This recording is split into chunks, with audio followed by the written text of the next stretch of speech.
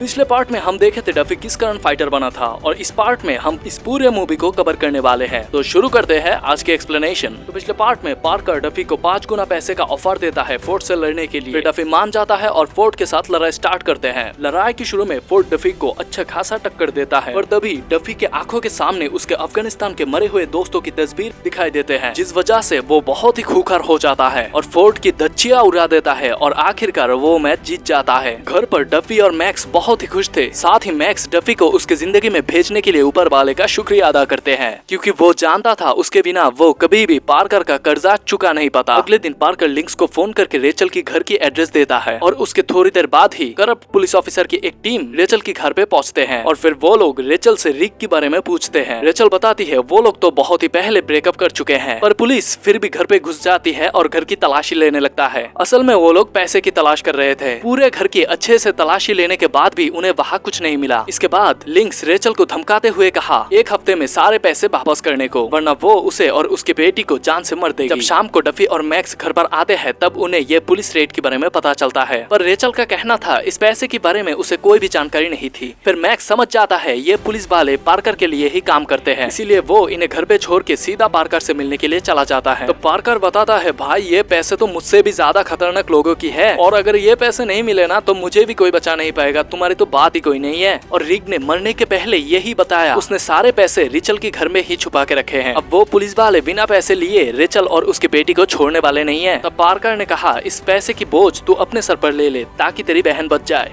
फिर मैक्स वहाँ से चुपचाप चला आता है और बाहर निकलते ही वो ऑफिसर लिंक्स को देखते हैं। फिर मैक्स और ज्यादा घबरा जाता है और डफी मैक्स को शांत करते हुए कहता है मैं रेचल को बचाने के लिए एक और फाइट लड़ सकता हूँ। रात को डफी घर के बाहर अकेला बैठा था, तब बाहर रेचल आते हैं और डफी से इतने कम सोने की वजह पूछता है। डफी कहता है जब भी वो सोता है उसे अफगानिस्तान के भयानक, डरावने और गंदे सपने नजर आते हैं और उसे अक्सर अपने मरे हुए साथी की चेहरा दिखाई देते हैं। उधर मैक्स डोनाल्ड को सारी बात बताता है और डफी के लिए एक मैच प्लान करते हैं। उसका परेशानी देखकर डोनाल्ड भी मान जाता है, पर उसके बदले में उसे 30% का हिस्सा चाहिए था। अगले ही दिन डोनाल्ड पार्कर के पास जाता है और मैक्स के ऑफर के बारे में बताता है और साथ ही उसे मनाने के लिए उसका थोड़ा ईगो छेड़ देता है कि तुम अपने पिछले हार का बदला नहीं लोगे तो लोग तुम्हें डरपोक कहेंगे, बताओ डरपोक हो तुम। इसीलिए वो तुरंत मान जाता है। फिर शाम को एक लड़ाई के आयोजन किया जाता है जहाँ सभी अमीर लोग पहुँच जाते हैं अपने पैसे लगाने के लिए। पार्कर और लिंक्स को पूरा भरोसा था इस बार डफी जीत नहीं पाएगा, फिर भी लिंक्स पार्कर को होशियारी कर देता है। फिर पार्कर भी कहता है डार्लिंग तुम्हारी सारी गैर कानूनी कामों का कच्चा चिट्ठा है मेरे पास, तेरे सीनियर्स को पकड़ा दूंगा। उधर घर पे रेचल डस्टबिन में कचरा फैलते वक्त उसका नजर एक बैग पर पड़ी और वो बैग तो पैसों से भरा था। और उधर मैच से पहले डोनाल्ड ने डफी को कहता है भाई किसी भी हालत में इस मैच को जीतना है, क्योंकि इस मैच में वो $5 मिलियन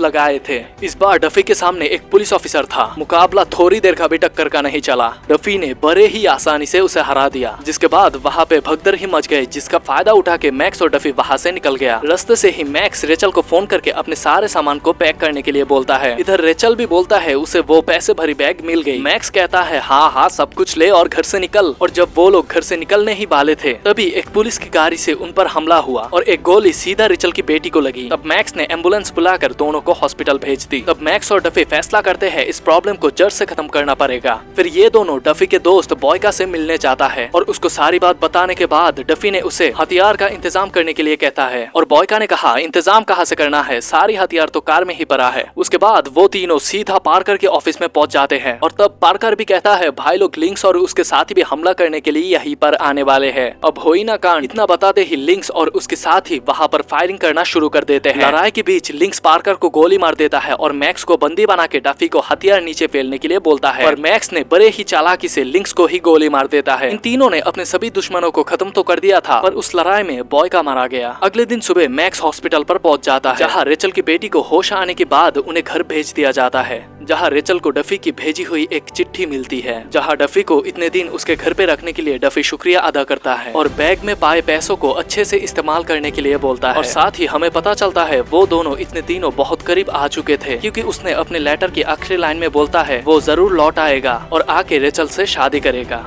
और इसी के साथ इस मूवी की एंडिंग हो जाता है।